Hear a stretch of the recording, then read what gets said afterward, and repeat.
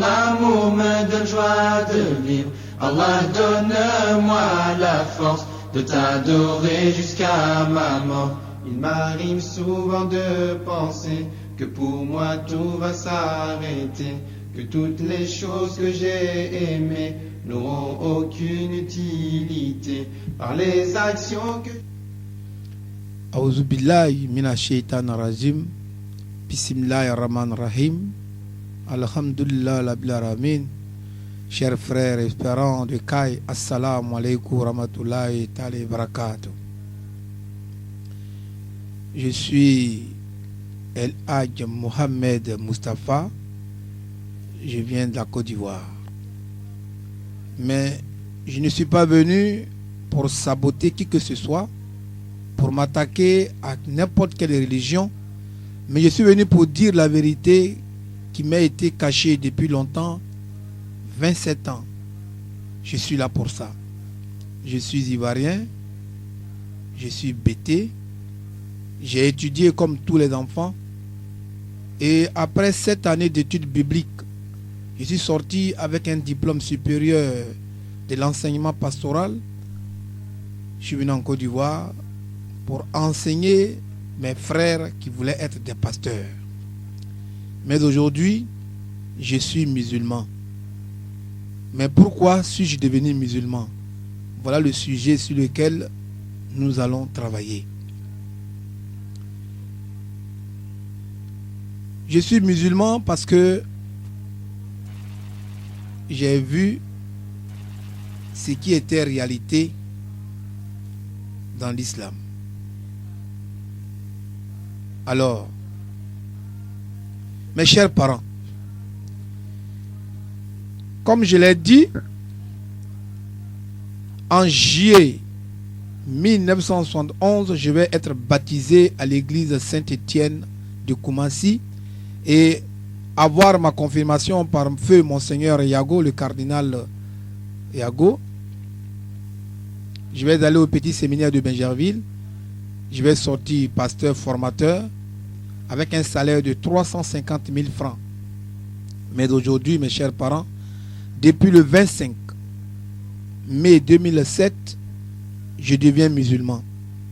Prêtez oreille et je vais vous tracer comment je suis devenu musulman. Quand j'étais dans le pastorat, j'ai été affecté à Korogo, une ville du nord de la Côte d'Ivoire. Et en Côte d'Ivoire, à Korogo là-bas, j'étais obligé de faire sortir les petits musulmans de l'islam et leur envoyer au christianisme. Mais pourquoi? Parce qu'on nous a fait entendre comme ça que le prophète Mohammed sallallahu alayhi wa sallam n'était pas un musulman, mais il était un imposteur. Il a été élevé par des chrétiens, il a connu la Bible, et c'est cette Bible qu'il a transformée pour en faire un Coran. Parce que Anya Krankesola, au Kafama, quand il a Mohamed sallallahu alayhi wa sallam, allez tu t'es sramaye. À la Bible cran, ni chrétien ouye. C'est ça, nana Bible yirama, kake Koranaye. Donc sramadina, te dina brebre. Ouye allez fouanouma. Donc, allez bien en kuna, en nebeta, sramade nous fait, koula nere, koua akiri nyagami, wal mame war duma, bi, obeta josiko. Jan tuma lo, ko an toube fouli de là. 2002, j'ai été affecté à Daloa. Arrivé à Daloa, je vais croiser le docteur Mustafassi Yacoub. Quelqu'un qui a fait 30 ans en Arabie Saoudite. Je vais le croiser. On va sympathiser. Et voilà que Mustafassi Yacoub, il me prend pour son fils. Moi aussi, je lui considère comme mon papa. Et un jour, il me posé une question suivante. Mon fils, mouna aou chrétien ou?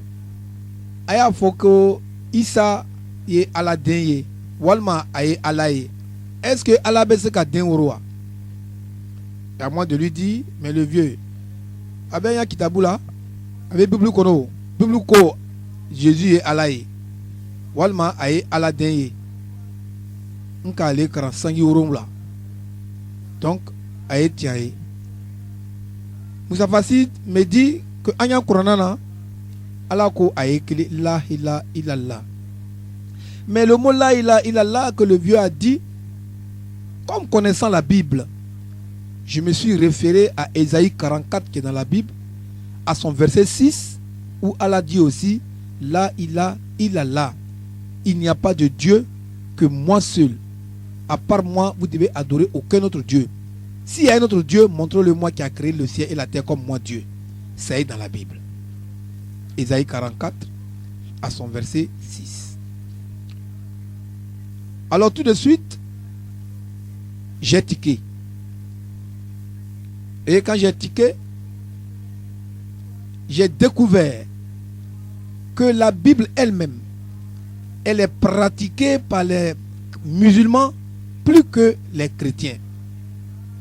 Parce que les chrétiens eux-mêmes, ils ne considèrent pas la Bible. Ou t'es Bible bouillant. Ou t'es Saralagnan. Alors que je vais écrire à mes patrons pour leur dire que je ne suis plus le pasteur formateur, je ne suis plus un fidèle chrétien, mais je suis devenu musulman. C'était le 25 mai 2007 à Daloa, Côte d'Ivoire. Je vais être convoqué au siège à Abidjan. Et là-bas, on va me demander pourquoi est-ce que je deviens musulman. Est-ce que ça va dans ma tête? Est-ce que je ne suis pas devenu fou? Comment quelqu'un qui est payé à 350 000 francs, Wabi Oromla, Mobri Bifé, il était bon sera, il était guy sera, il était courant sera. Peut-être qu'il va y avoir ta kaya qui doit sans. Sinon, tu penses bête, bro. Kako de nous bella, ko ika tient. Et c'est fama du là. Il koumanyamiwa. On non, on koumanyami de. On tient les. Tiens mi en bas dogo. Moroma, on collé, le son qui a sramai. Au côté tianjuma. Alors mes parents, je vais répondre. J'ai dit tout musulman, avant d'aller à la prière, il prend l'ablution. S'il n'est pas en ablution, il ne peut pas prier. Alors que la Bible nous-mêmes, que nous avons nous-mêmes la Bible, dit dans Exode 40 à son verset 30, que toute personne qui doit prier Allah subhanahu wa ta'ala doit prendre des ablutions. La Bible dit ça.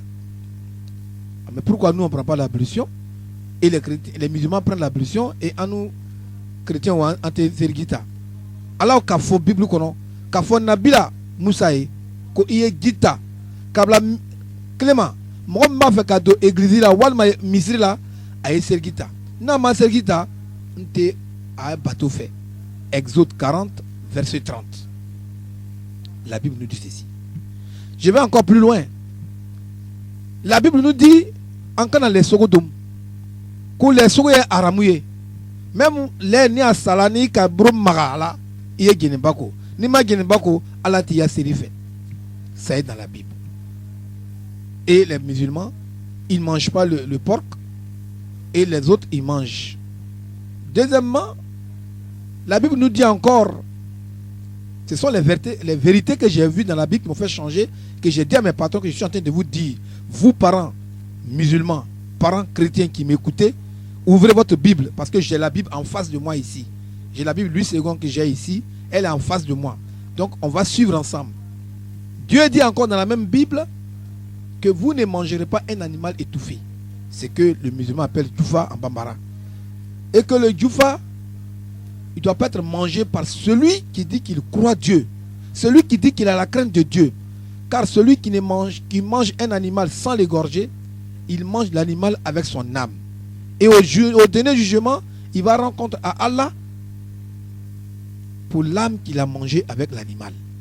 Car l'animal est un être qui a été créé comme Dieu. Toi, l'homme, Dieu t'a créé, il a aussi créé l'animal. L'animal a une âme. Donc l'âme de l'animal, c'est dans son sang. Il faut l'égorger pour que l'âme parte et tu mets du sable sur le sang et tu manges l'animal. C'est bien noir sur blanc dans la Bible.